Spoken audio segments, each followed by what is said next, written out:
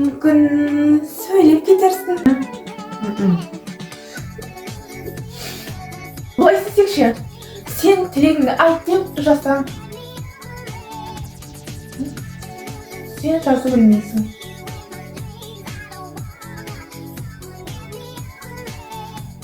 Ал егер де сен маған жест тілімен айтсаң ше, қанша деймен, ол да тілдің бір түрі ғой. Онда мен саған үйретемін.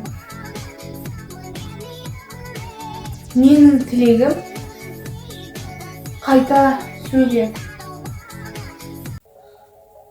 Нас. Біздің қолымыздан келді. Сенің қолыңнан келді. Рахмет, Назгүл. Сен маған ашулы емессің бе? Жоқ, неге ашулануым керек? Жай бағана маған ашулы көріндің. Аздап ашуланғаным рас, бірақ та сен әлі естіген жоқсың. Қайтадан сөйлеуіме көмектестің. Жақсы, онда мен пицца істеуге кеттім.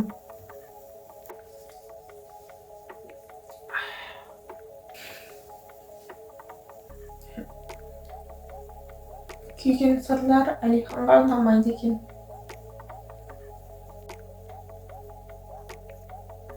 Білмеймін, маған осылай ұнайды.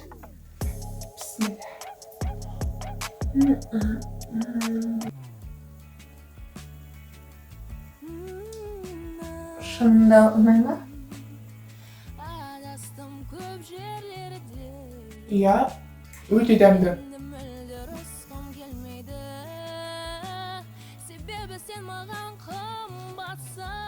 Саған бір әңгіме айтайын ба? Айт. Осы уақытқа дейін қорғап келген адамдарының ең ерекшесі сенсің.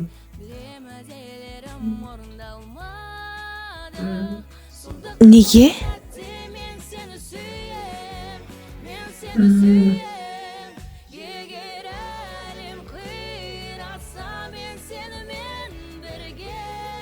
Сен жаман ойламайсың.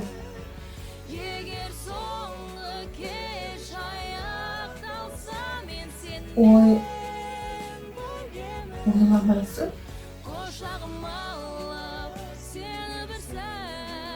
Иә, мен сенің ойыңды оқи аламын ғой, білмейтін бе едің?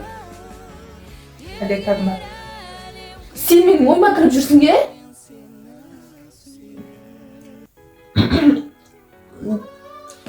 Мен сенің періштеңмін.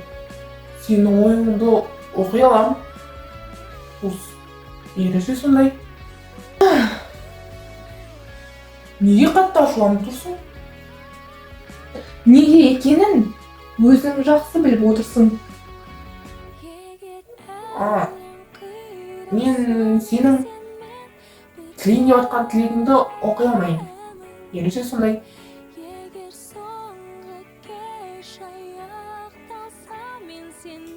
Солай болсын. Бұл дерт соншалықты қорқынышты ма? Иә, қорқынышты. Сен бұл туралы ойланбай қой, бәрібір де түсінбейсің.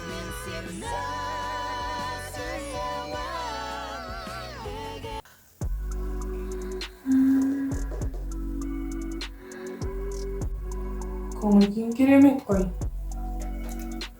Мен бүгін оған бәрін айтамын. Кімге, нені? Ойымнан оқуға осылайшы. Сенің ойыңнан тек әлгі жігітті ғана көріп тұрмын, басқа ештеңе емес.